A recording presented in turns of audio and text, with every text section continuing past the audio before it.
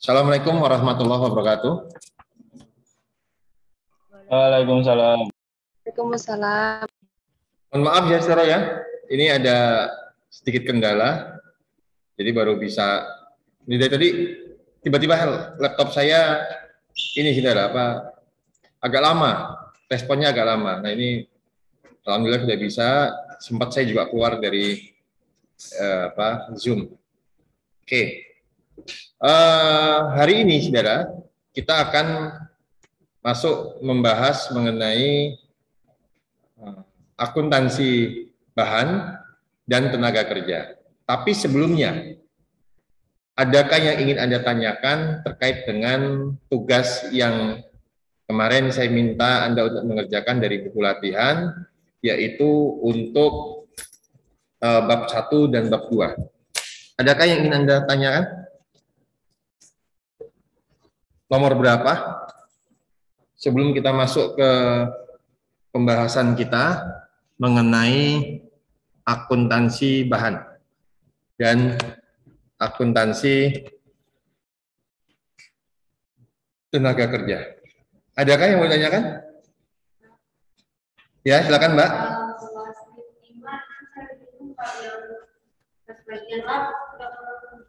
Nomor berapa Mbak?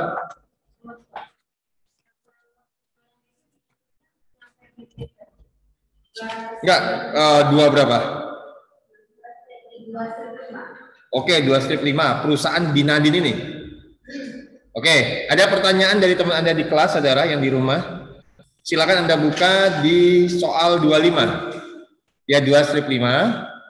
Saya baca soalnya adalah, perusahaan Binadin dapat menjual barang sebesar 130 juta pada tahun 2006. Berikut ini adalah informasi mulai dari sediaan awal dan akhir tahun, yaitu persediaan tanggal 31 Desember dan tanggal 1 Januari, bahannya adalah 0, kemudian barang dalam proses adalah 10 juta dan 9.800.000, barang jadinya adalah 6.600.000 dan 8 juta. Biaya produksi selama tahun 2006 adalah sebagai berikut: bahan langsung, upah langsung, dan overhead. Sedangkan biaya pemasaran dan biaya administrasi adalah sebagai berikut, yaitu masing-masing 4.800.000 dan 6.400.000. Pertanyaannya adalah, susunlah laporan kos produksi. Sudah? Tidak ada masalah kan? Kos produksi itu didapat dari barang dalam proses awal, yaitu 1 Januari 9.800.000, ditambah dengan biaya produksi, yaitu bahan langsung, upah langsung, dan overhead. Ya, ini namanya adalah biaya yang tersedia untuk diproduksi, ya kan? Kemudian dikurangi dengan barang dalam proses akhir. Dapatlah yang namanya dapatlah yang disebut dengan kos barang jadi. Kan begitu. Nah, pertanyaannya adalah kos produksi. Kos produksi itu kan sampai dengan barang jadi. Kan begitu? Sudah. Yang Anda tanyakan yang mana, Mbak? Yang HPP?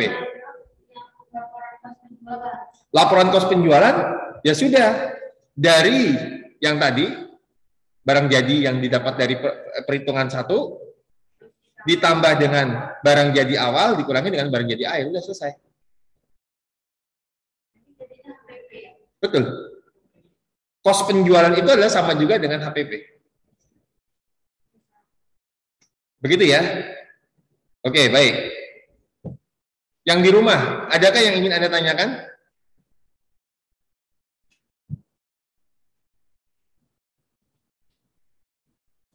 Ada yang ingin Anda tanyakan? Belum, Pak. Oke, belum. Ada lagi yang di kelas mau ditanyakan? Ya, Mbak.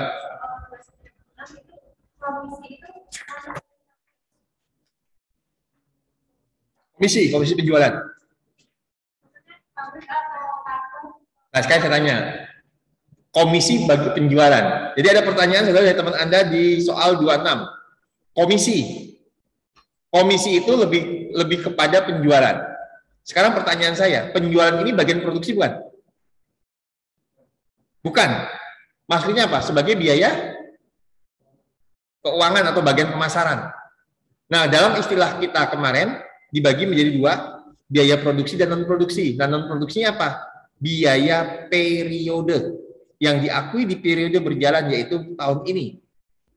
Jadi komisi ini bukan masuk ke dalam produksi, tapi masuk sebagai periode. Termasuk juga adalah penggunaan supplies, iklan, itu juga bukan. Ya, gudang masuk apa gudang? Apa gudang? Ada nggak hubungannya dengan produksi? Ada nggak? Ya nggak ada. Gudang kan bukan bagian produksi. Pabrik, gudang itu ada menyimpan barang jadi, menyimpan bahan. Ada nggak hubungannya dengan produksi? Nggak ada. Paham ya? Kalau ada hubungannya dengan produksi dan walaupun tidak berhubungan langsung, dia bisa dimasukkan sebagai BOP. Ya.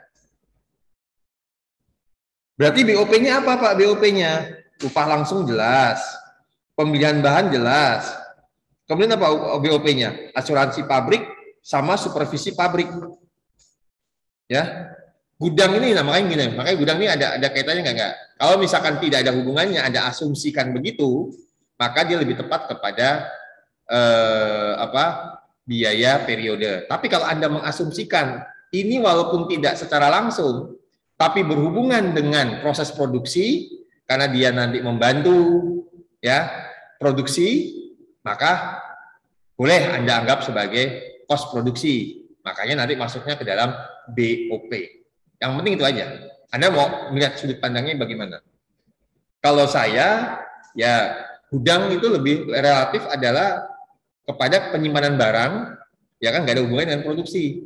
Tapi kalau Anda mengatakan, ada Pak, tetapi nggak berhubungan secara langsung, boleh saja. Yang penting perlakuannya tepat. Mau dianggap sebagai BOP boleh, atau sebagai biaya operasional.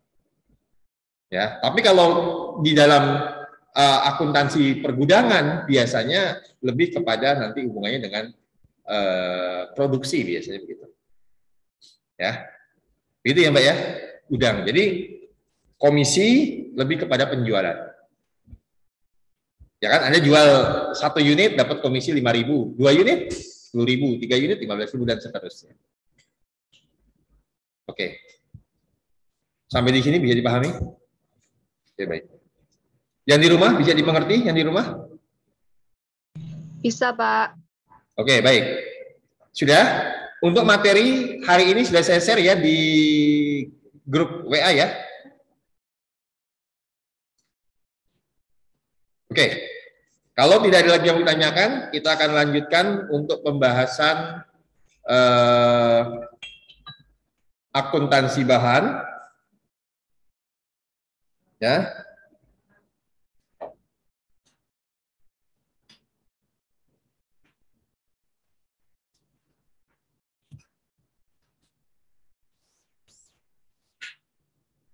Oke, baik. Saya akan share untuk materinya. Coba diperhatikan.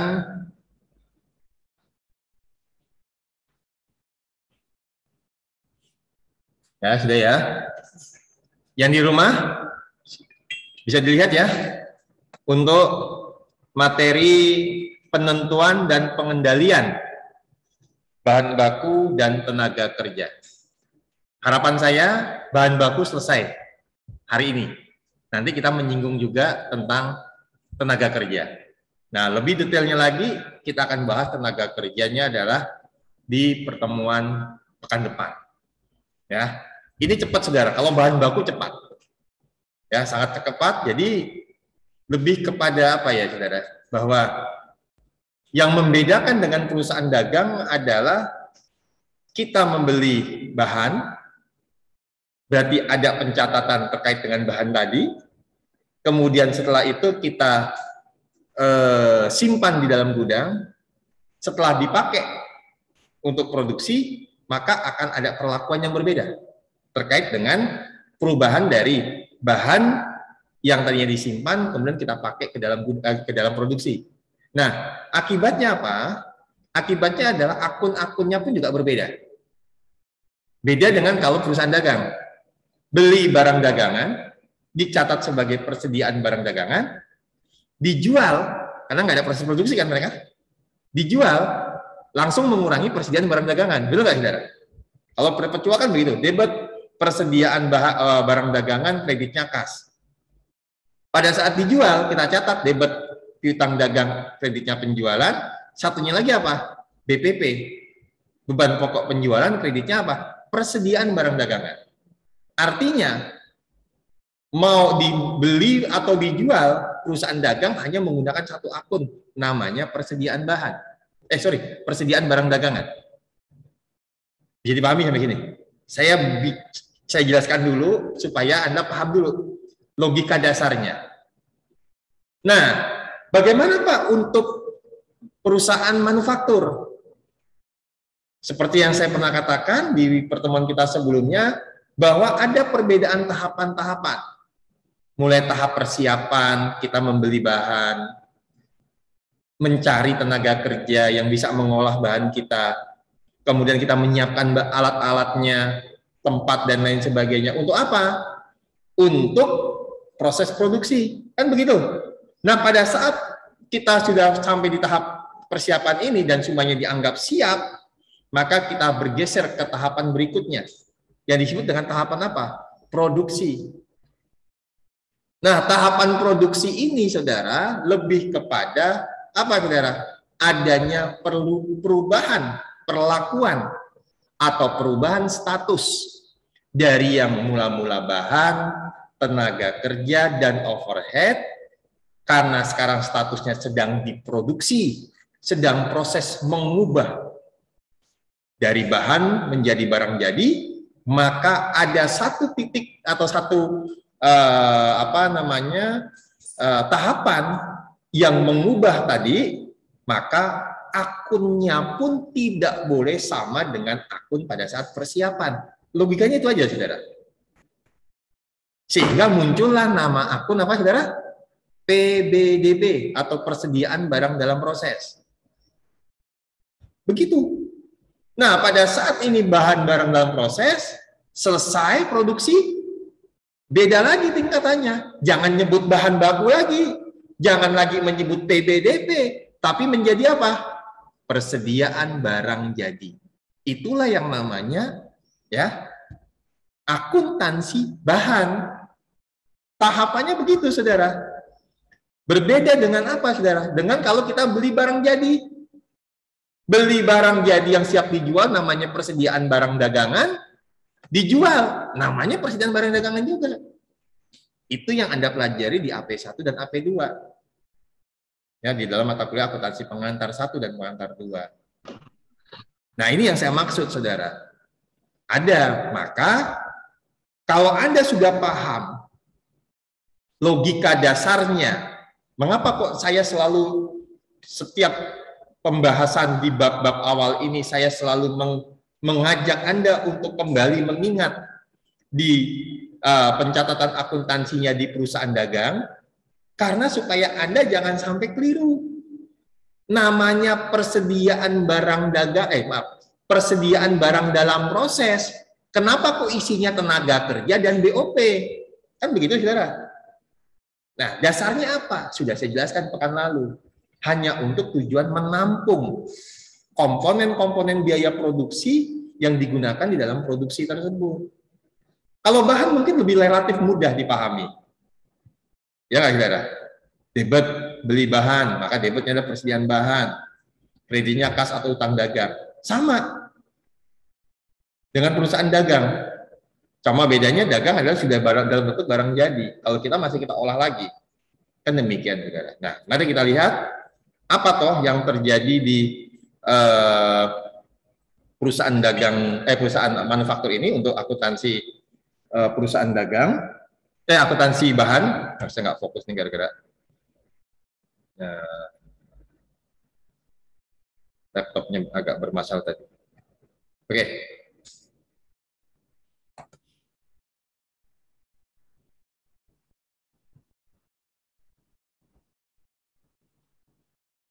Yang di rumah bisa dilihat slide-nya udah berubah ya. Sekarang yang di rumah slide-nya apa nih? Biaya bahan, Pak. Apa Mbak? Yang besar, yang jelas Mbak? Biaya bahan. Oke, berarti udah ya, baik. Oke, kita lihat saudara, bahan, atau kalau kita lebih spesifik biaya bahan, jadi begini, bahan itu adalah kita berkorban untuk memperoleh bahan. Yang namanya bahan, ini berarti belum dipakai. Tapi kalau sudah dipakai dan memberikan manfaat, namanya apa? Biaya, gitu aja. Unsurnya sama dari bahan. Contoh, misalkan ini bahan. Ini bahan nih, kertas nih. Kita belum jadikan apa-apa. Kita simpan. Maka ini namanya bahan. Ya. Pak, apa bedanya bahan baku dan bahan penolong? Ya. Bahan baku ini adalah yang identitas dari produknya yang dihasilkan nanti, itu kita bisa melacak bahannya tadi. Contoh apa? Kalau buku ini kita bisa melacaknya paling gampang apa? Bahan bakunya apa? Kertas. Karena bisa kelihatan. Dan jumlahnya secara hitung-hitungan, secara mayoritas dia lebih besar. Paham sampai sini, saudara? Ini kertas nih, bahan bakunya. Kursi yang Anda duduki apa bahan bakunya? Besi, ya. Kemudian apa lagi? Kayu, ya kan, untuk mejanya. Kan seperti itu. Atau misalkan meja yang saya pakai ini, ya jelas ini mayoritas kayu, maka kayu semua. Nah, sehingga apa? Bahan baku adalah bahan yang identitasnya dapat dilacak pada produk jadi dan yang diproses menjadi produk jadi tadi. Sudah jelas bahan baku yang utama. Maka bahan tadi dibagi menjadi dua tadi. Yang pertama adalah bahan baku. Kita bicara bahan baku dulu. Apalagi contohnya? Baju, bahan bakunya apa? Kain. Sepatu, bahan bakunya apa? Apa sepatu? Tergantung Pak, sepatu apa dulu? Sepatu kulit, sepatu sport seperti yang dipakai oleh Anda misalkan, bahan bakunya berbeda. Kalau yang sepatu yang saya pakai misalkan sepatu kulit, ya maka nyebutnya adalah bahan utamanya adalah kulit. Kan begitu, saudara? Betul tidak? Nah, bisa ya dipahami ya. Kemudian apa lagi? Produknya adalah ban karet. Oh iya, berarti karet bahan bakunya. Paham? Pak, apa bedanya bahan baku dengan bahan penolong? Perbedaan yang paling mencolok adalah di dalam bahan baku. Jadi pahami ya ini ya. Dapat ditelusur identitasnya. Kalau ditelusur itu kita bisa mengetahui langsung ke dalam produk jadi. Gitu ya. Lebih mudah lagi, lebih gampang lagi adalah yang paling besar nilainya dibandingkan dengan bahan penolong. Contoh nih buku ini, produk jadinya kan buku. Bahan utamanya apa? Kertas tadi. Bahan pembantunya apa? Untuk membentuk menjadi buku ini butuh apa dia? Ada staples, ada lem, ya nggak saudara? Untuk merekatkan ini kan butuh lem. Dan dibutuhkan juga apa? Staples supaya lebih kuat, supaya lebih rapi. Begitu, saudara, cara memahaminya. Bisa dimengerti? Bisa dimengerti ya? Nah, sehingga ada juga di beberapa buku mengatakan bahan penolong itu identitasnya sulit untuk dilacak. Dan relatif kita tidak mengetahui. Kalau kita melihat ini buku dari jauh misalkan, Anda sudah mengatakan buku ini bahan bakunya adalah kertas. Kalau ditanya bahan penolongnya apa? Kalau Anda nggak mendekati ini, oh ternyata ada staples 2 nih. Ya nggak, saudara? Berarti bahan penolongnya adalah staples. Apakah walaupun cuma dua 2 biji ini, saudara, kita nggak mengeluarkan uang, tetap mengeluarkan uang kan, saudara? Nah, begitu maksud saya. Belum lagi kalau kita menggunakan lem untuk merekatkan ini supaya lebih rapi lagi, supaya tidak geser ke kanan ke kiri misalkan. Nah, ini juga salah satu bentuk, saudara. Ya, dari apa? Dari bahan penolong.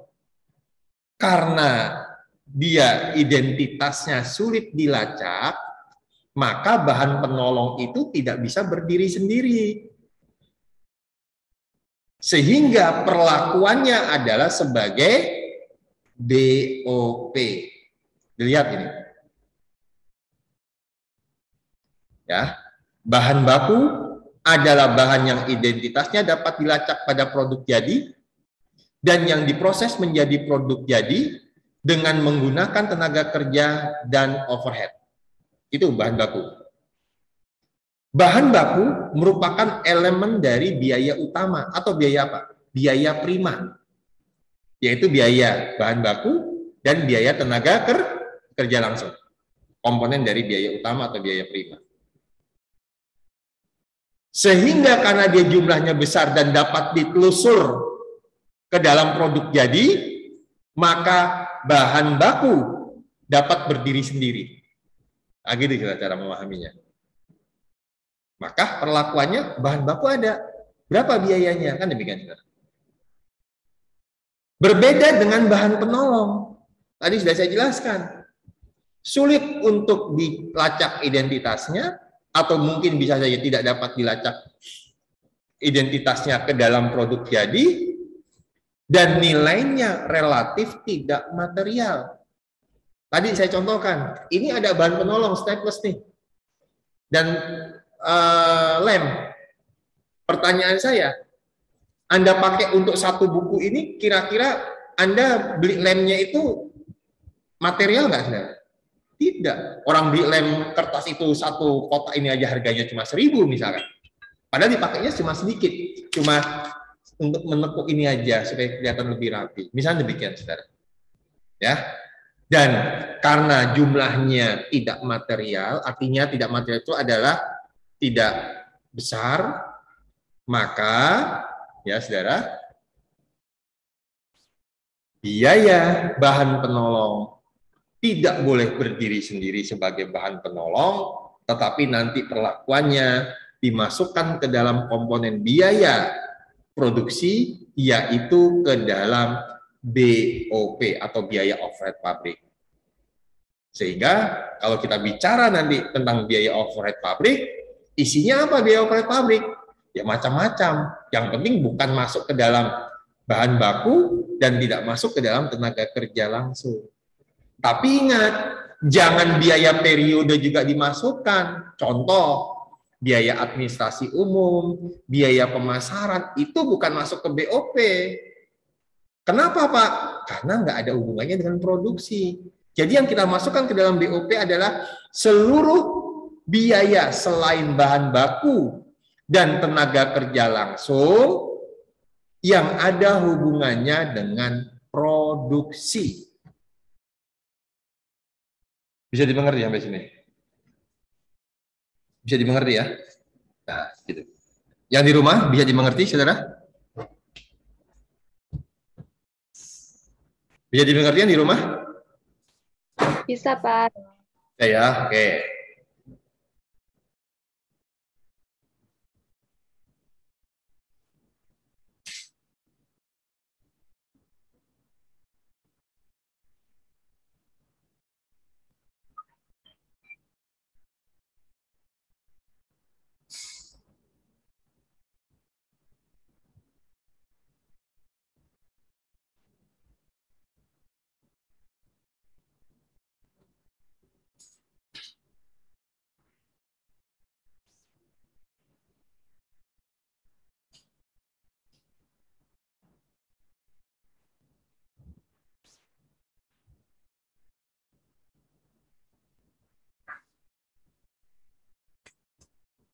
Oke, begitu. Baik, saya lanjutkan. Ya, ini masih dasar dulu, saudara. Karena kalau enggak, Anda enggak paham ini, repot. Ya. Beda kalau di akuntansi pengantar. Yang penting pokoknya Anda bisa nyatat jurnal. Beres. Kalau di sini bukan sekedar jurnal, saudara. Tapi perhitungan secara tepat berapa biaya produksi kita atau kos produksi kita berapa. Gitu ya, saudara ya. Oke, baik. Nah, mari kita lihat akuntansinya bagaimana, Pak. Jika mengacu kepada prosesnya, ya, mengacu kepada prosesnya, mula-mula bahan itu kan dibutuhkan oleh bagian produksi. Contoh, Sulistyo mau bikin bakwan. Gampang ini, nggak usah ngomong jauh-jauh, nggak usah bikin mobil. Ya nggak, Sulistyo? Ya, karena nggak mungkin dia saat ini untuk bikin mobil. Nggak tahu kalau dia 10 tahun kemudian penghasil mobil SKM, bukan SMK, tapi SKM. Ya, misalnya begitu. Bukan SMK, tapi SKM, misalnya begitu, saudara. Nah, Mas Sulistyo sekarang pengen bikin bakwan. Gampang aja lah. Oh, jangan bakwan lah, nggak kekinian. Ya, apa yang kekinian misalkan? Apa, Mas, kira-kira gitu? Mbak, makanan kekinian apa? Kue pancung. Pancung. Oke lah, misalkan dia mau bikin brownies misalkan. Maka Mas Sulistyo akan menghubungi bagian gudang. Ini kalau kita bicara mengenai sistemnya. Anda kan sekarang belajar SIA kan? SIA diajarkan juga pola prosedur yang benar di dalam sebuah perusahaan. Sistem yang benar, yang baik adalah seperti apa. Sulistyo bagian produksi, yaitu ingin bikin brownies. Dia telepon dong bagian gudang. Gudang, saya butuh tepung terigu, saya butuh gula, saya butuh telur, saya butuh coklat, saya butuh lain sebagainya. Dia catat. Paham sampai sini, saudara? Pada tahapan Sulistyo menghubungi Mbak Sonia, mana Sonia? Sonia kan yang bagian belanja dia, bagian gudang. Yang bagian jaga-jaga ini, pokoknya saya stok dulu nih di gudang. Nah, dia menghubungi, Son, aku butuh tadi alat yang sudah saya ini. Pada tahapan ini, namanya adalah transaksi internal. Belum ada jurnal yang dicatat. Sulistyo baru menghubungi Sonia. Jadi kalau kita bicara di dalam sistemnya. Sudah ada jurnal yang dicatat? Belum, orang baru minta. Sonia ngasih nggak? Belum juga. Berarti belum ada barang yang berpindah dan belum ada barang yang berkurang. Jadi harus paham. Ini adalah bicara mengenai sistem yang benar. Kemudian Sonia ngecek di gudang. Tepungnya dibutuhkan 10 kilo, cuma ada 5 kilo. Telurnya butuh 20 kilo, ternyata cuma ada 19 kilo, kurang 1 kilo. Nggak mungkin dong yang dibutuhkan oleh Sulistyo dikasih dulu oleh Sonia dengan cara bertahap, mengganggu proses produksi. Ya nggak, saudara?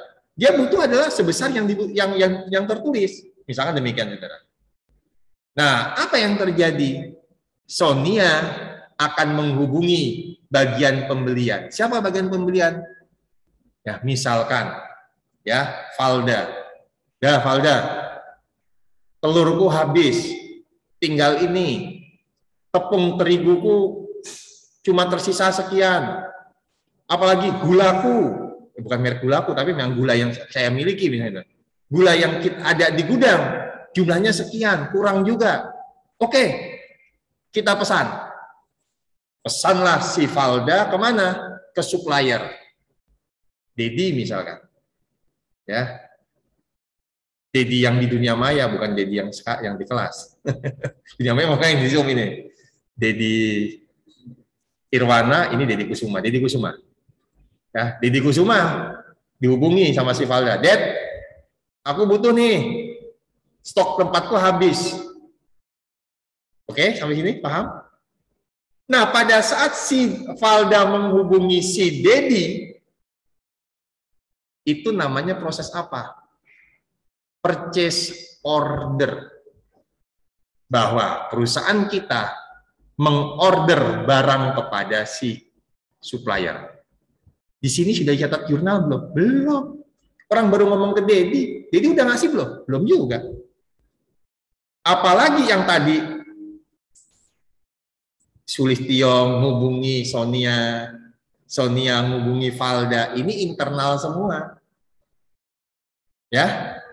Sedangkan Valda menghubungi Dedi udah melibatkan pihak eksternal. Nah, akuntansinya kapan Pak mulai dicatatnya? Akuntansi mulai dicatat pada saat terjadinya Dedi Kusuma menyerahkan barang kepada siapa? Kepada kita. Melalui siapa tadi? Dedi ngirim. Assalamualaikum, waalaikumsalam. Saya mau mengirimkan barang sejumlah yang dipesan oleh Bu Valda misalnya. Diantar. Yang nerima siapa? Bagian gudang. Siapa? Sonia. Tapi berdasarkan dokumen. Order dari siapa? Sulistyo. Itu yang benar, saudara. Nah, pada saat barang ini sudah dikirim, disinilah kita sudah mencatat adanya penerimaan barang tapi belum ditagihkan. Tapi ada dokumen. Dokumen apa? Delivery biasanya. Pengiriman. Dari siapa? Supplier ke kita. Nanti kalau supplier sudah mengirimkan invoice atau faktur, barulah di situ adanya pencatatan transaksi akuntansi. Begitu, saudara. Itu sistem yang baik. Kalau sistemnya nggak baik, bagaimana Pak? Sulistyo mau memproduksi, dia pesan sendiri, dia menghubungi supplier sendiri, semuanya pokoknya Sulistyo. Nah, itu nggak bagus itu. Bisa terjadi apa, saudara? Bisa terjadi apa? Kecurangan, fraud, kejahatan. Sulistyo ditanya lah sama bosnya, kamu pesan berapa? 50 kilo, Pak. Padahal sesungguhnya Sulistyo pesannya 60 kilo. Yang 10 kilo bagaimana? Dia bawa pulang untuk stok di rumah. Bisa loh, saudara. Itu yang namanya kejahatan-kejahatan karena apa? Pengendalian yang kurang bagus. Jadi pahami ya? Nah, oleh karena itu, pada saat ini barang sudah dibeli, disitulah sudah terjadi adanya proses atau pencatatan akuntansi yang tadi di awal-awal sudah saya katakan. Kalau perusahaan dagang mencatatnya persediaan barang dagangan, kalau kita mencatatnya dengan nama apa, saudara? Persediaan bahan. Kita sudah beli. Cara tunai atau kredit, Pak? Tergantung transaksinya.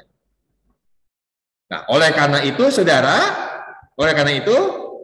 di dalam prosedur dan pencatatannya nanti, baik bahan baku maupun bahan penolong, dibedakan akuntansinya mulai dari pembelian dan pemakaian.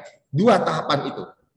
Pembelian berarti tahap persiapan, pemakaian berarti tahap produksi.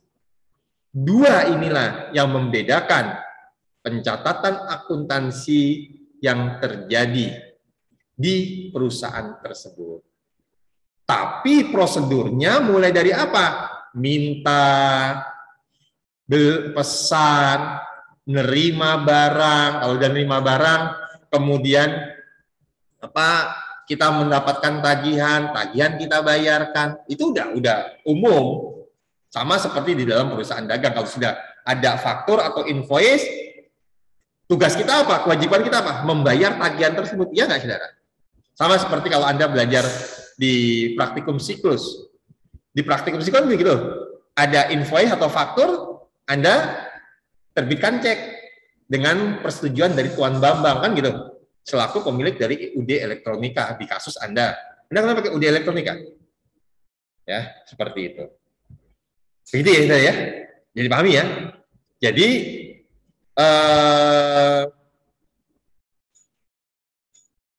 akuntansinya untuk bahan dibagi menjadi dua. Pertama adalah beli, yang kedua apa? Dipakai. Ingat-ingat itu. Beli, pakai. Beli berarti persiapan, pakai berarti sudah masuk ke dalam Nah, istilah dipakai itu adalah produksi. Kemudian yang kedua prosedurnya, tadi sudah saya ilustrasikan, Sulistyo mau bikin brownies, minta bahan-bahannya kepada si Sonia. Tapi Sonia karena dia ngecek ternyata barangnya nggak ada, dia menghubungi Valda. Ya nggak, saudara? Valda kemudian menghubungi Dedi Kusuma sebagai supplier. Kemudian Dedi ngirim ke perusahaan kita, kemudian diterima oleh bagian gudang, baru setelah itu dikirim kepada si Dedi, kepada Sulistyo untuk digunakan dalam proses produksi. Nah, inilah yang disebut prosedur pembelian bahan baku terdiri dari 1. Permintaan, 2. Pesanan, dan yang ketiga adalah penerimaan bahan. Nah, bagaimana Pak untuk pencatatannya? Antara akuntansi dagang dengan akuntansi manufaktur sama, yaitu metode fisik maupun metode perpecual. Bisa dipahami sampai sini? Bisa dimengerti? Oke. Ada pertanyaan? Insya Allah sudah cukup jelas ya. Ilustrasi tadi, alurnya, Sulistyo, bagian produksi, saya ulangi lagi, butuh bahan, mintanya ke siapa? Sonia bagian apa? Gudang. Jangan mintanya ke Dedi Kusuma. Dedi Kusuma itu supplier. Nggak boleh. Beda cerita kalau pengendaliannya kurang bagus. Bagian produksi, bagian beli, bagian terima barang, di handle 1 orang. Ya Sulistyo itu, itu baru. Berarti memang perusahaannya belum bagus. Tapi kalau kita bicara perusahaan yang prosedurnya sudah cukup baik, sistemnya sudah dibangun dengan sedemikian rupa, maka ya harusnya prosedurnya sudah berjalan dengan baik. Oke, kita lihat bagaimana cara untuk mencatat atau mencatat transaksi yang berhubungan dengan pembelian bahan dan pemakaian bahan. Ini dia. Saya kasih waktu 5 menit, saya bisa biar supaya tarik nafas dulu. Nah, istirahat. Silakan Anda kerjakan. Nanti saya tanya, kira-kira jurnalnya bagaimana, kan begitu, saudara? Ayo, 5 menit saja. Di rumah, yang terlihat adalah contoh PT Sejahtera, kan? Iya, Iya, Pak. Pak. Oke, silakan dikerjakan.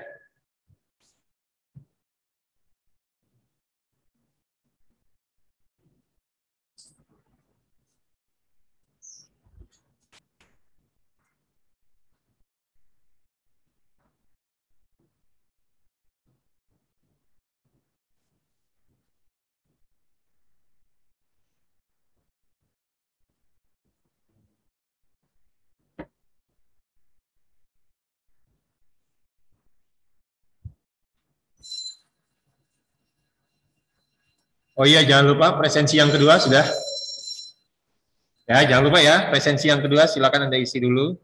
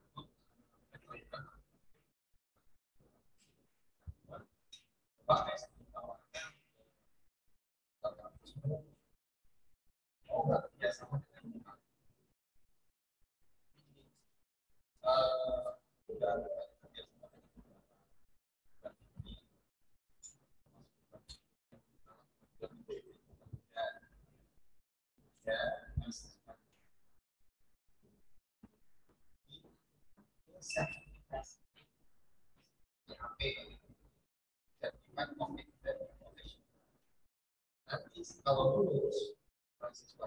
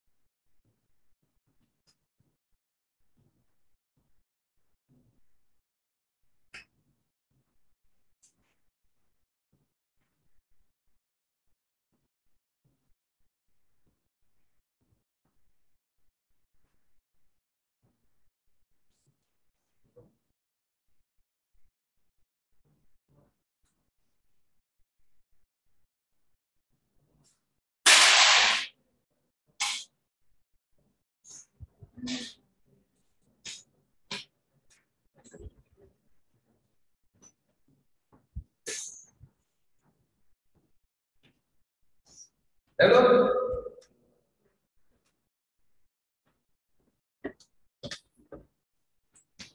Saya tanya dulu yang di rumah. Saya tanya dulu yang di rumah. Siapa ini yang di rumah nih?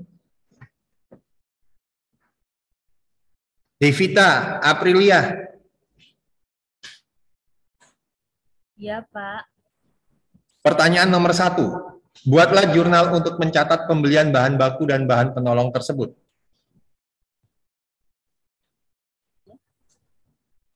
Bagaimana, Mbak? Persediaan bahan. Persediaan bahan.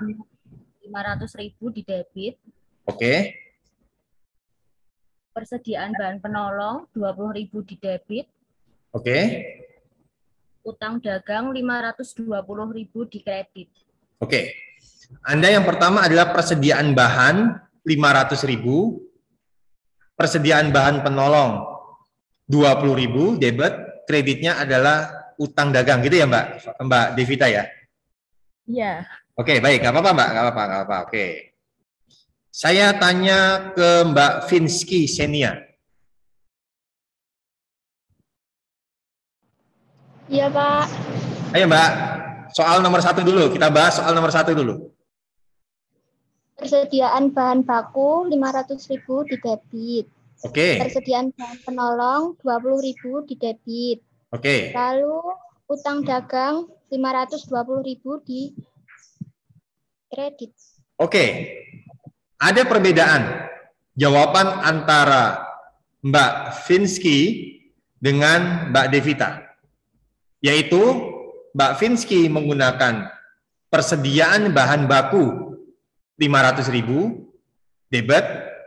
Debit lagi adalah persediaan bahan penolong 20.000. Kreditnya utang dagang sebesar 520.000. Sedangkan Mbak Devita tadi mengatakan debit persediaan bahan, kreditnya adalah maaf, debit lagi ya, debitnya persediaan bahan, kemudian debit lagi persediaan bahan penolong, kreditnya adalah utang dagang. Jadi ada berbeda di penggunaan akun persediaan bahan dan persediaan bahan baku. Betul ya, saudara ya? Oke, ini ada dua jawaban. Yang ketiga, saya mau tanya yang ketiga. Mas Kevin Arya.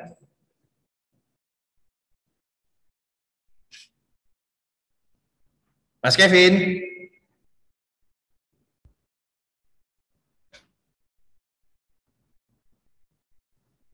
Tuh, nggak ada suaranya nih Kevin nih. Kemana nih Kevin nih?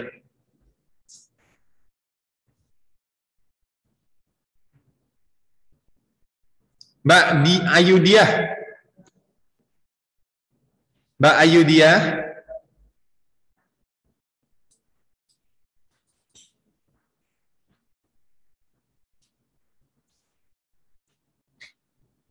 Mbak Ayudia.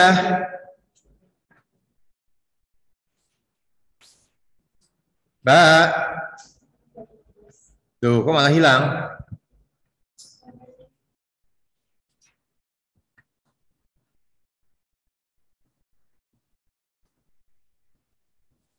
Oke.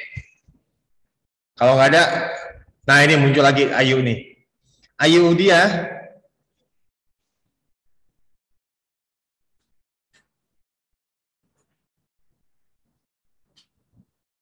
Mbak Ayu dia, kemana Mbak Ayu dia? Oke, nggak ada. Mas Didi aja, Didi Kusuma. Mas Didi.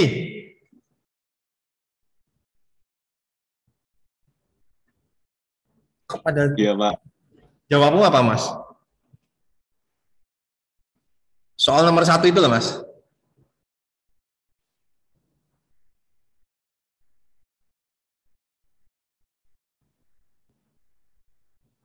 Apa, Mas Dedi? Oke deh. Saya tanya yang di kelas ini aja deh. Ferry kamu aja. Dia lagi main HP, kamu aja ya.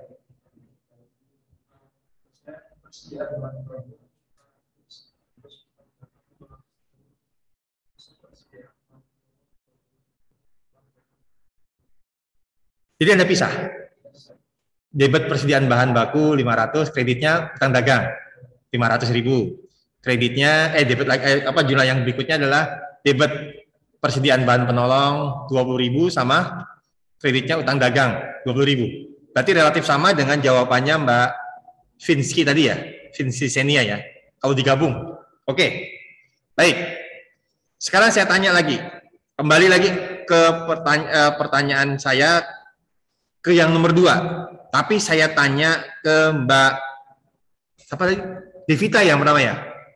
Mbak Devita? Pak. Oke, Mbak. Bagaimana jurnal yang nomor 2, Mbak? Jawabannya? Baru ngerjain. Oh, baru ngerjain. Oke. Mbak Vinsky, coba.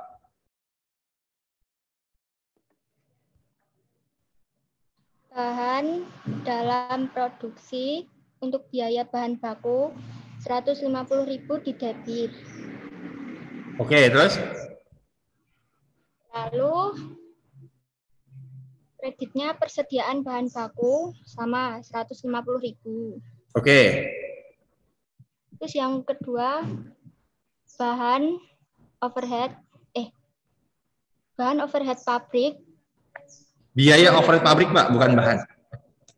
Oh iya, Ding. Biaya overhead pabrik di debit 10.000. Yang di kredit persediaan bahan penolong 10.000. Oke, sekarang Mas Fer. Oke, Mbak. Terima kasih, Mbak Vinsky. Mas Ferry, ya. Soal nomor 2 bagaimana, Mas? Menurut Anda?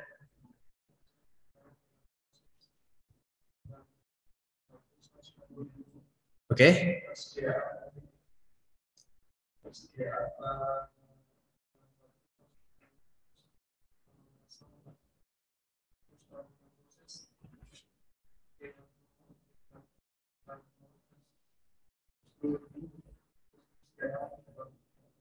Oke. perbedaan antara Mbak Vinsky dengan jawabannya Mas Ferry Sasongko ya? Ya, adalah perlakuan bahan penolong kalau Mbak Vinsky diakui sebagai BOP, sedangkan kalau Mas Ferry masih dianggap sebagai persediaan barang dalam proses. Jadi pahami sampai sini ya. Kalau tadi saya dengar jawabannya, kalau Mas Ferry PBDB, ya kan, masuk ke dalam proses produksi tadi, sedangkan Mbak Vinsky ya masuknya sebagai BOP. Yang benar yang mana, Pak? Ya. Oke, saya akan jelaskan dulu. Sebelum saya menjawab, saya sudah melihat bahwa antara jawabannya Mbak Vinsky dengan jawabannya Ferry itu konsisten. Begini, saudara. Coba yang di rumah mudah-mudahan kelihatan ya. Ini saya. Untuk jawabannya di papan dulu saya tulis. Oh, kelas soalnya gimana? Jawabannya jawaban.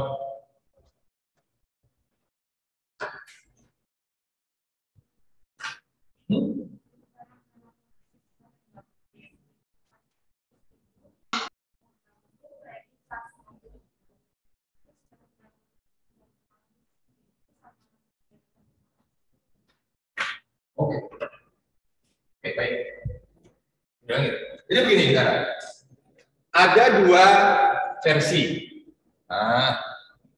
Kelihatan nggak? Nggak kelihatan.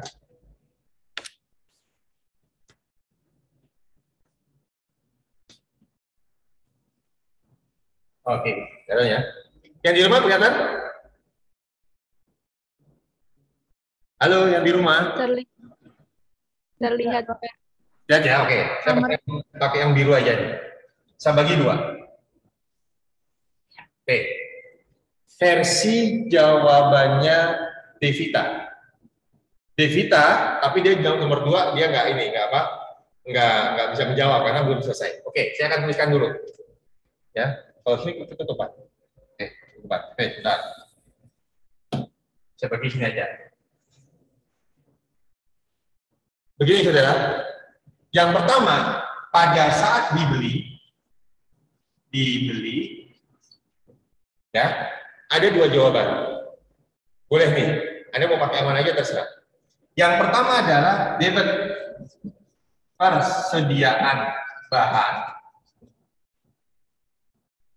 Kreditnya adalah utang dagang. Karena secara kredit. Sebesar berapa? 520.000. Ini boleh. Jadi bahan ini adalah bahan bakunya adalah 500.000, bahan penolongnya 20.000. Nah, ini dia. Kelihatan yang di rumah ya? Nah, itu dia. Tuh. Jadi mengerti ya? Yang di kelas bisa paham ya? Atau yang kedua, saya kasih warna hitam, seperti jawabannya Ferry dan Vinsky tadi, dipisah. Yaitu pada saat dibeli, ya jurnalnya adalah debit.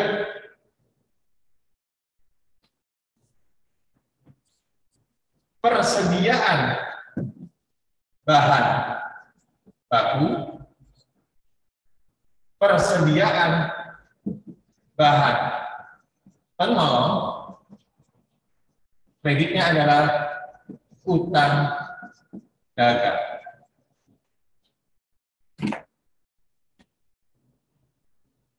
Rp500.000, 20.000, dan 520.000.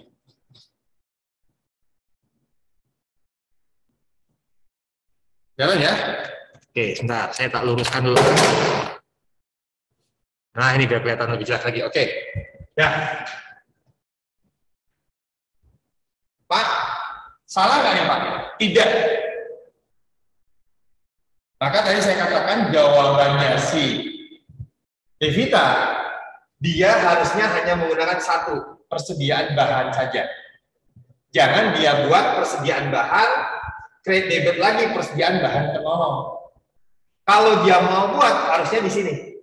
Gak apa-apa Mbak Devita, sudah punya jawaban, Anda sekarang sudah tahu, karena belum saya jelaskan. Jadi pahami ya? Jadi di sini, boleh.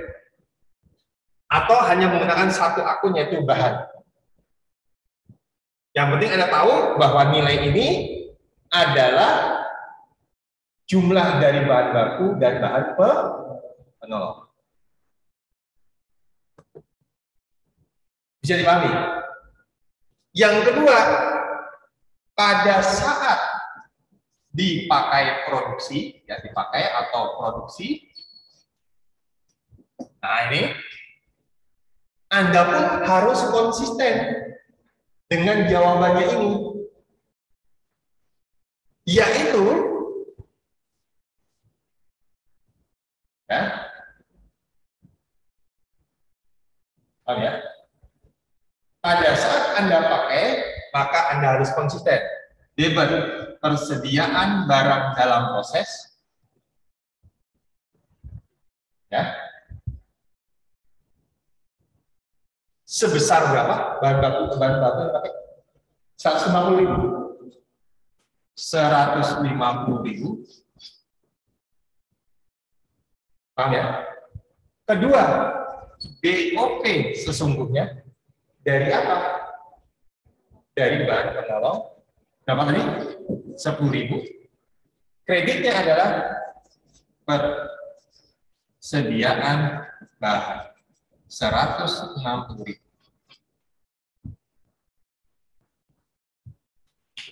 Konsisten. Satu.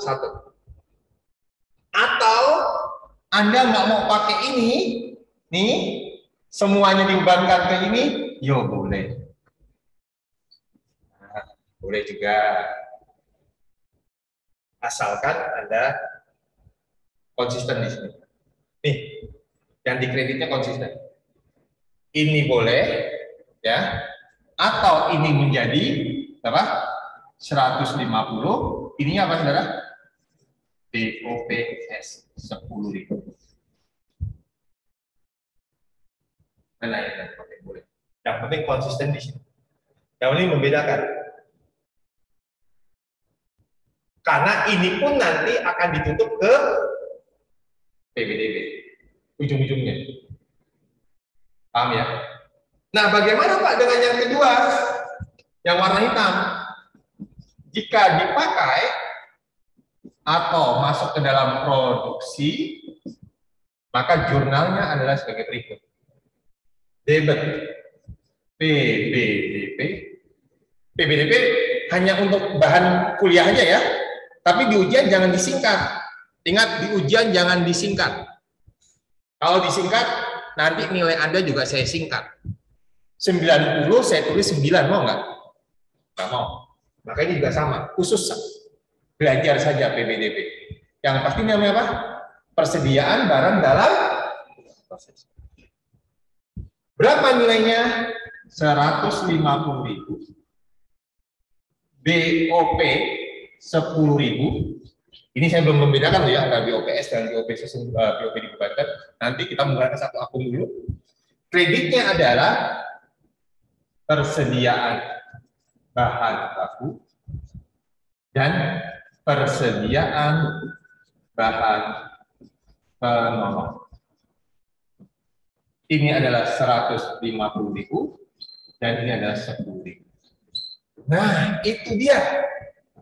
Maka yang saya katakan ini adalah konsisten, istiqomah, gitu ya. Jadi mengerti? Jadi mengerti ya? Nah, ini. Penggunaan persediaan bahan, kreditnya persediaan bahan. Dirinci bahan baku, bahan penolong. Demikian, saudara. Ya. Untuk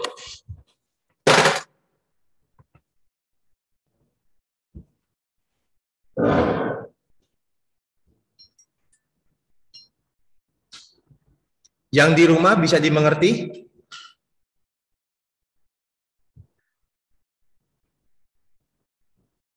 Mbak Devita, bisa dipahami Mbak Devita? Bisa, Pak. Alhamdulillah. Maaf, itu nggak kelihatan. Oh, nggak kelihatan? Apanya Mbak yang nggak kelihatan? Soalnya screen-nya masih nyala nih. Nyala nggak sekarang?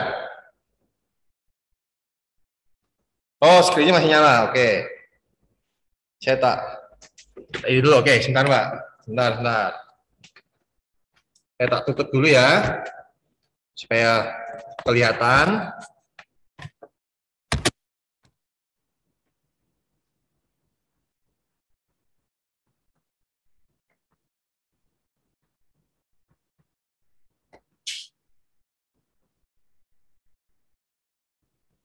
Nah, oke, sebentar Mbak.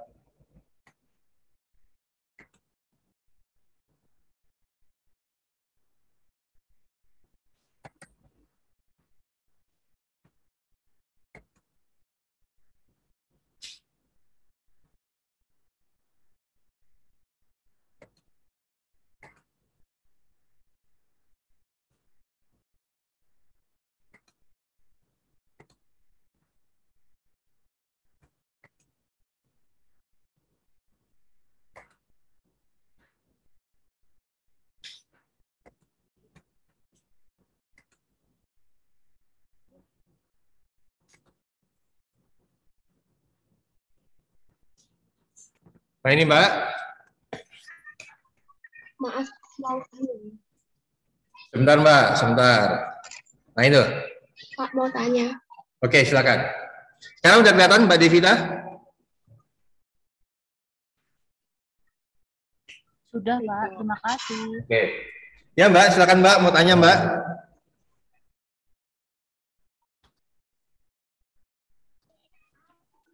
Untuk jurnal pemakaian bahan penolong, itu kan akun debitnya biaya overhead pabrik ya? Ya.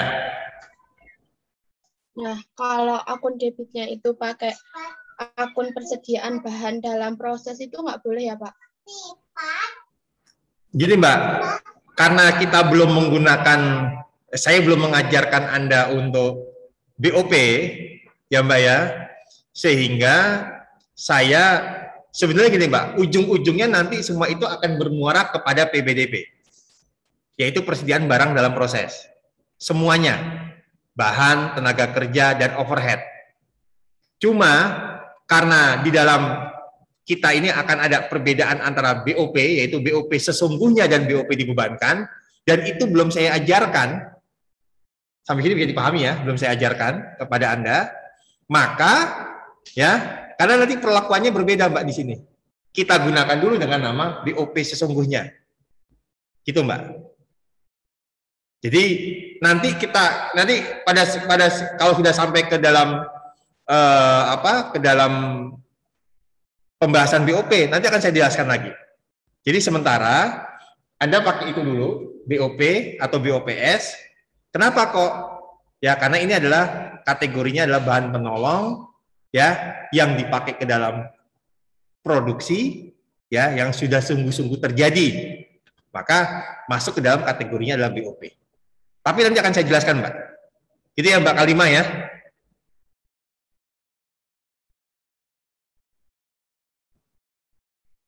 Ya Pak, makasih. Oke. Ya, jadi sementara pakai ini dulu, nanti akan saya detailkan pada saat kita bahas chapter setelah ini. Karena di sini tenaga kerja. Nah, setelah tenaga kerja, baru akan saya jelaskan untuk BOP. Gitu ya, saudara ya. Oke. Ada yang mau tanyakan lagi? Apa Mbak?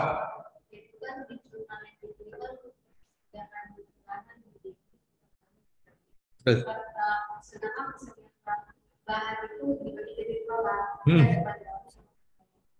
misalnya kita tahu misalkan di kapal transaksi ya ini bikinnya begini. Oh kalau ada udah tadi bikinnya seperti itu di catatan. Betul, catatan kecil artinya di dalam apa namanya kartu persediaan. Ini bahan baku, ini bahan penolong. Kalau jurnalnya seperti ini. Makanya tergantung kebijakan perusahaan. Mau pakai yang hanya satu akun saja, atau pakai yang dipisah dari awal. Begitu, Mbak. Ya. Nah, ini yang saya sebenarnya menunjukkan konsistensi Anda. Kalau Anda menyebut di sini bahan, maka di sininya pun juga harusnya presiden bahan. Ya kan?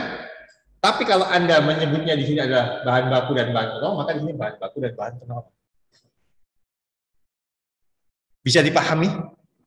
Bisa ya? Ada lagi yang mau ditanyakan yang di rumah? Oke, kalau tidak ada. Begitu? Baik. Nah, sekarang kita masuk. Selesai sudah? Bab mengenai akuntansi bahan. Pak, kalau saya baca itu nanti ada akuntansi produk rusak, produk cacat, sisa bahan dan lain sebagainya. Nanti ada chapter khusus yang akan membahas itu. Nanti akan saya gabungkan. Ya sama saja sebenarnya, saudara. Ya, oke. Kalau tidak ada, saya akan tampilkan kembali. Ya, saya akan tampilkan kembali untuk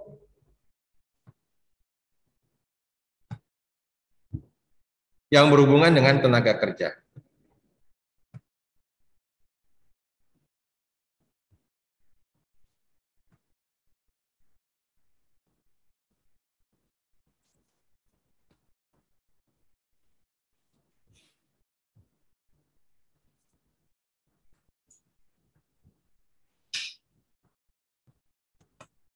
Oke, baik. Komponen berikutnya di dalam biaya produksi adalah tenaga kerja. Sama dengan bahan, tenaga kerja adalah salah satu komponen dari biaya utama. Ingat, biaya utama atau biaya prima, bahan baku ditambah tenaga kerja. Dua komponen ini. Lihat ya, kemarin yang saya gambarkan di sini. Ingat-ingat ya, itu dasar, saudara.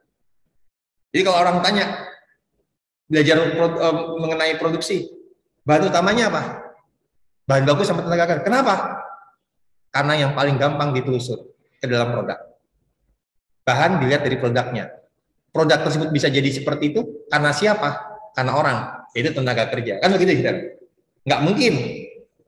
Karena didiamkan aja, bismillahirrahmanirrahim, jadi kan? Nggak gitu.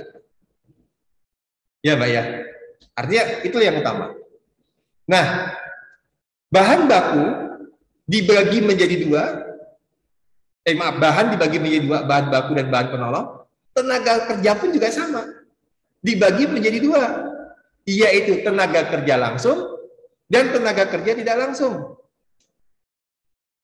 Kalau kita bicara mengenai tenaga kerja. Kalau bicara biaya, sama, biaya tenaga kerja juga dibagi menjadi dua. Biaya tenaga kerja langsung dan biaya tenaga kerja tidak langsung. Kalau di dalam pembahasan sebelumnya yaitu bahan baku dan bahan penolong. Kalau sekarang cuma tidak langsung dengan langsung, gitu aja, saudara. Istilahnya. Nah, sama dengan bahan, tenaga kerja langsung adalah apa, saudara? Yang gampang kita telusur ke produk tersebut. Dan biasanya apa? Menangani proses mengubah bahan baku atau bahan tadi menjadi barang jadi. Bisa dipahami sampai sini, saudara? Jadi mengerti? Ya. Kalau kita misalkan bicara mengenai produk kita ini kayu, meja kayu ini, ya, produk kita meja kayu. Siapa tenaga kerjanya? Ya tukang kayu. Ya nggak? Mungkin nggak saya? Nggak mungkin. Saya jaga gergaji, kadang-kadang miring, kadang-kadang lurus, kan gitu, saudara. Karena nggak ada keahlian. Paham? Nah, sebaliknya, di dalam suatu produksi itu pasti akan ada tenaga kerja yang tidak ada hubungannya langsung dengan produk tersebut. Siapa? Supaya tempat produksinya tetap bersih, terjaga, kemudian orang-orang yang bekerja di pabrik itu bekerja tepat waktu, ada orang yang ngawasi, ada orang yang bersih-bersih. Berhubungan langsung nggak dengan dia gergaji tadi? Enggak, dia ngawasi aja, mandor. Atau dalam istilah Indonesianya adalah penyelia, atau bahasa Inggris yang diserapnya adalah supervisor. Ada tuh supervisor yang ngawasi. Dia di mana dia? Dia berada di pabrik itu juga, karena ngawasi orang-orang yang kerja di pabrik. Tapi berhubungan langsung nggak dia dengan produk? Enggak, hanya ngecek doang. Fair, kerjamu yang benar ya. Ferry Sasongko sama Ferry siapa? Ferry Anugrah. Sama dengan Ferry Anugrah. Beda. Bagian, tapi harus dikontrol, ya, diawasi. Jangan sampai Ferry Anugrah kerja giat, Ferry Sasongko, yang penting nama aku sama-sama Ferry, biar yang tawan dia aku tak istirahat dulu, nggak gitu saudara. Ya, paham sampai ini ya? Maksudnya begitu kan? Tapi dia nggak ada hubungannya dengan produk yang dihasilkan, tapi berhubungan dengan orang-orang yang bekerja di pabrik. Itu namanya penyelia atau supervisor, atau bahasa dulunya itu mandor. Cuma kan mandor itu istilah yang berlaku di masyarakat, dan itu adanya karena ada penjajahan dulu kita ya, warga Indonesia dijajah, ada istilah mandor lah, centeng lah kalau bahasa Betawinya, ya, dan lain sebagainya. Ya tugasnya sama, mengawasi. Nah, gitu ya saudara ya. Dan ya sama seperti bahan penolong, karena biasanya penyelia itu gajinya tidak sebanyak, atau jumlahnya kalau di total nanti jumlahnya itu tidak sebesar tenaga kerja langsung, maka ya dia dikategorikan ke dalam BOP. Contoh, saya supervisor, ngawasi Anda berdelapan, yang di kelas ini berdelapan saudara. Gaji Anda adalah 2 juta, 2 juta, 2 juta misalkan. Total 16 juta. Saya sendiri 3 juta, banyakan mana? Banyakan Anda. Walaupun secara individu, saya dengan Ferry misalkan, lebih tinggi saya. Tapi dalam hal tadi perhitungan, kan ya nggak dihitung cuma gajinya Ferry saja. Tapi semua, Ferry, Sulistyo, Dedi, Sonia, Budi, Wati, misalkan, Susi Similikete, gitu, dan seterusnya. Ya, semuanya itu dijadikan satu, digabungkan. Anda yang terlibat dalam produksi, saya hanya ngawasi. Saya ditugaskan ngawasi Anda berdelapan. Begitu cara kita memahami. Nah, saya masuk ke dalam kategori tenaga kerja tidak langsung, sedangkan Anda masuk ke dalam tenaga kerja langsung. Nah, oke. Nah, bagaimana Pak perlakuan akuntansinya? Nah, perlakuan akuntansinya ya sebenarnya ya tidak jauh beda dengan kalau kita menghitung gaji.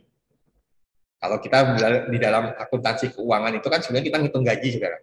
Cuma bedanya gaji Anda tidak ada hubungannya dengan produksi. Misalkan Ferry Sasongko kerjanya di bagian akuntansi perusahaan besar, gaji sebulannya 10 juta, ya sudah dicatatnya adalah beban gajinya 10 juta. Karena sudah ada ketetapan dalam kontrak.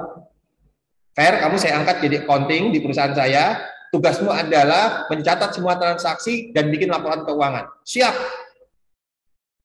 Gaji dan tunjangan kamu take home pay-nya adalah 10 juta. Dah, gaji Ferry adalah 10 juta. Selesai. Maka pada saat dicatat gajian, Ferry mencatatnya adalah gaji untuk dia adalah dicatat oleh perusahaan, debit beban gaji dan upah, kreditnya adalah kas, karena sudah dibayarkan ke rekeningnya Ferry. Sesuai dengan kontrak. Itu kalau di dalam perusahaan dagang jasa, atau ya memang Ferry bekerja di perusahaan manufaktur tetapi tidak ada hubungannya dengan produksi. Bisa dipahami ya? Berbeda misalkan dengan Sulistyo. Sama-sama kerja di perusahaannya dengan si Ferry, tapi Sulistyo bekerja di pabrik, di bagian produksi. Kontraknya adalah, Tio, kamu saya gaji sesuai dengan jam kerja kamu. Kalau seminggu kamu bisa minimal 40 jam, maka gajimu adalah sejamnya 10.000. Maka seminggu Sulistyo mendapatkan minimal 400.000. Ternyata Sulistyo kerjanya giat. Seminggu dia bisa dapat 120 jam. Nggak mungkin kan? Berarti 24 jam dia 5 hari. Nggak mungkin. Ya, misalkan dia lebih dari 40 jam, misalkan 50 jam. Ya, maka nanti dikalikan 10.000 dikali dengan 50.000, itu gaji yang dia terima minimal. Nah, tapi bisa saja ada kebijakan-kebijakan lain. Nah, itulah bedanya di dalam perusahaan manufaktur, khususnya di bagian produksi, gajinya dihitung berdasarkan tarif. Kalau tadi saya mencontohkan Ferry, itu adalah sudah berdasarkan kontrak, karena dia tidak ada hubungannya dengan produksi, tapi dia menangani pencatatan akuntansi seluruh perusahaan. Nah, itulah yang Anda dapatkan di mata kuliah AP1, AP2 selama ini Anda mengenal. Dibayar gaji karyawan, debit beban gaji, kreditnya kas, selesai. Tapi Anda nggak pernah mau melihat dari mana angka itu muncul. Betul nggak, saudara? Anda kan nggak pernah tahu itu, angka itu dapat mana. Oh, dari soal, Pak. Dosennya juga cuma ngasih tahu, dicatat, ada gaji. Nah, berbeda dengan sekarang. Saat ini, Anda akan dihadapkan bagaimana menghitung biaya gaji dari setiap karyawan berdasarkan apa? Bisa saja jam kerja. Misalkan si Sulistyo tadi jam kerja. Ya.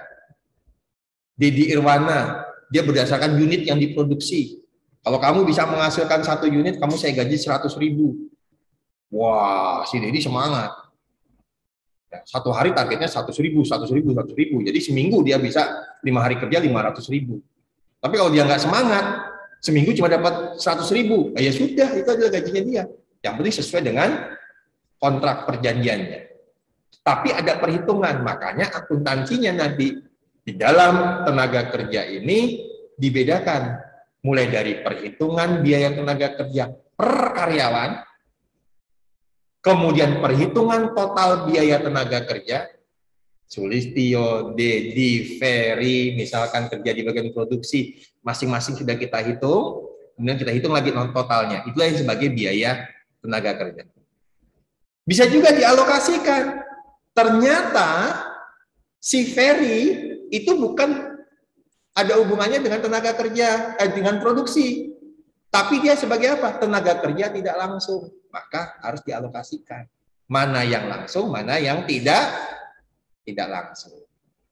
Jadi begitu, saudara. Akuntansinya sedikit berbeda.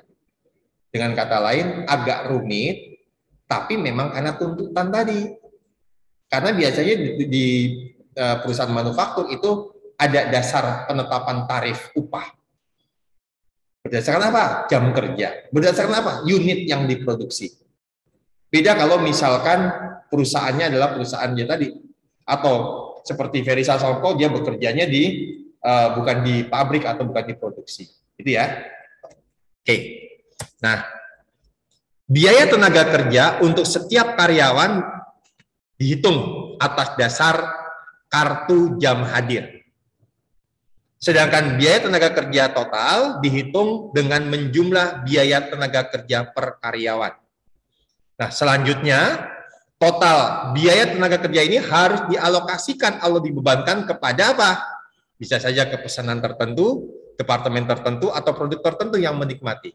Setelah tadi kita mengalokasikan ini loh yang tenaga kerja langsung, ini loh yang tenaga kerja tidak langsung, alokasi berikutnya adalah bisa kita lakukan untuk kepesanan, kalau memang kita menganut ke sistem pesanan, atau produk secara massal, maka ke departemen tertentu atau ke dalam produk tertentu. Jadi ada pembebanan.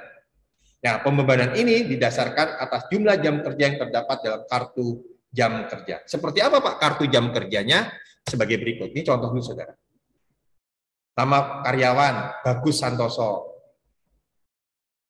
Dia kerja dari hari Senin, Selasa, Rabu, Kamis. Senin, Selasa, Rabu, Kamis, Jumat. Masuk jam 8, ya. Istirahat jam 12 sampai jam 13. Kemudian jam 16 dia pulang. Berapa jam itu, saudara? Ya. Efektif 7 jam.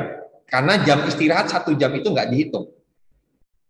Jadi kalau Anda kerja di perusahaan, yang menganut sistem gajinya adalah tarif seperti ini, maka jam istirahat tidak dihitung sebagai perhitungan gaji atau upah Anda.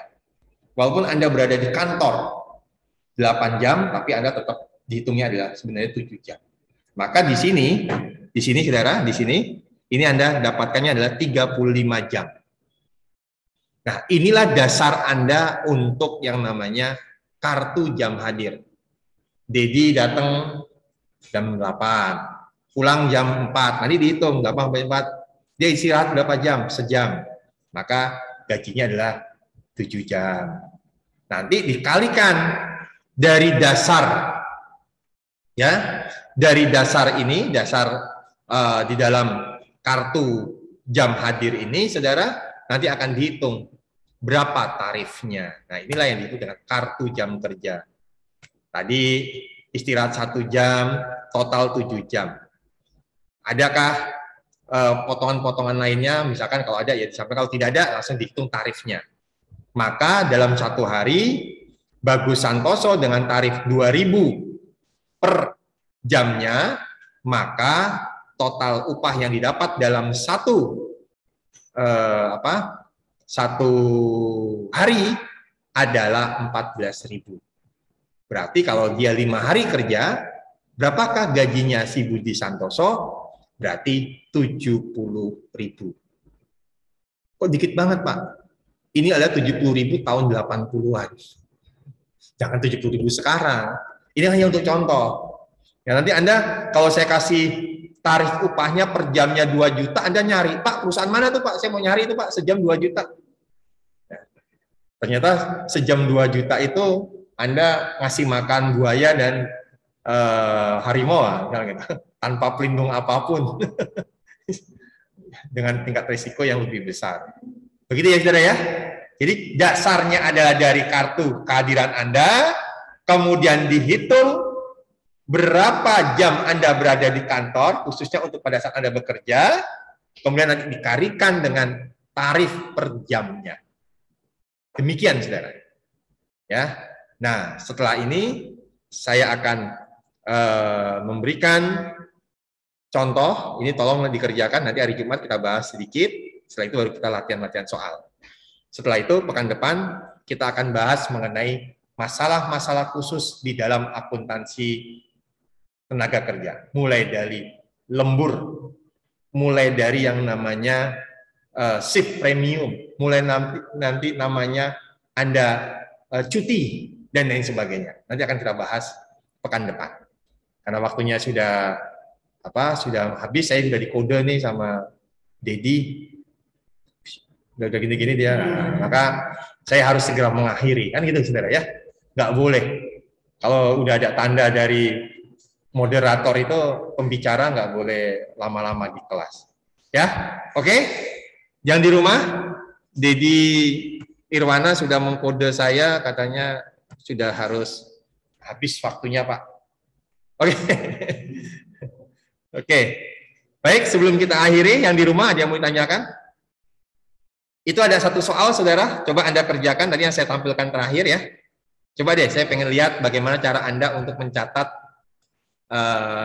berapa besarnya tarif dan berapa besarnya upah yang dibayarkan dan bagaimana mencatat jurnalnya. Silakan Anda kerjakan nanti hari Jumat. Pada saat ke kelas tutorial kita bahas ya 15 menit, setelah itu kita masuk ke soal-soal yang lainnya. Oke, saudara? Ada yang mau ditanyakan yang di rumah?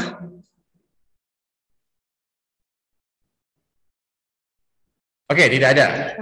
Oke, baik. Terima kasih. Kita akhiri pertemuan kita hari ini. Ya, tetap sehat, tetap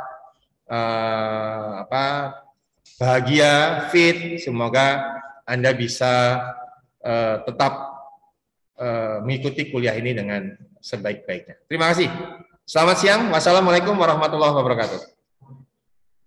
Waalaikumsalam warahmatullahi wabarakatuh. Terima kasih, Pak. Ya, Mbak, sama-sama.